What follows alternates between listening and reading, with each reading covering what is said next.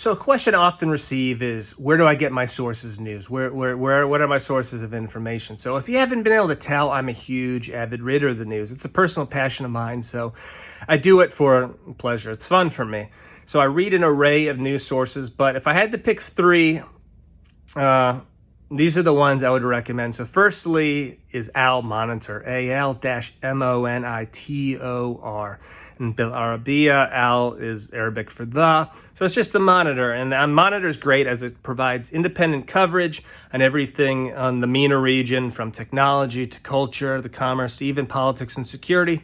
So if you want a free, reliable, unbiased source of information on the Middle East and Northern Africa, a Monitor is next to impossible to beat. Now, moving on to my second favorite source is Eurasian Net. And if in college, I was a poli-sci major with my main focus was in the Middle East, Northern Africa, and my secondary focus was on Central Asia and Transcaucasia. So there's not a lot of resources on this region, particularly in English, as it's more of a Russian-speaking part of the world. And Eurasian Net is pretty much the Bible on information from this part of the world. It's free, it is independent, it is not biased, and it covers everything from Transcaucasia states, which are Armenia, Azerbaijan, and Georgia, and then the Central Asian states, including Kazakhstan, Uzbekistan, Turkmenistan, Kyrgyzstan, and Tajikistan. So if you're interested in these parts of the world, which aren't heavily covered in other publications, I highly recommend Eurasian Net. Now, my third favorite source of information, and this is the one, if you had to pick one news source and are willing to pay for it, this is the one I would recommend, and it's FT, which is the Financial Times.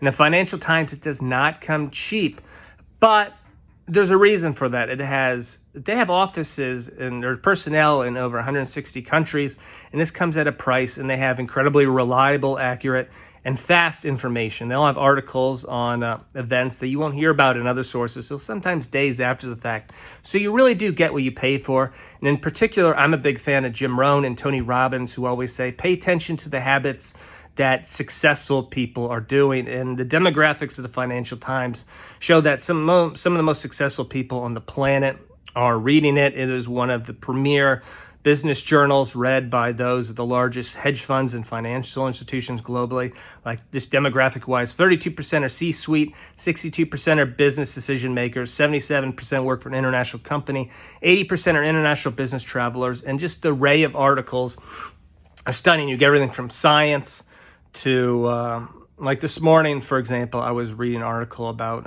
a country in the Sahel, Nigerian population is exploding, and the economics effects of that, to reading about a Qatari conglomerate selling their stakes in a Burmese telecom company, to an article about high-end Korean gastronomy in New York City. So it really covers everything you can imagine. So if you just want a huge array of various topics that are also being read by the top hedge fund, financial, political, military decision makers on the planet, the Financial Times is next to impossible to beat.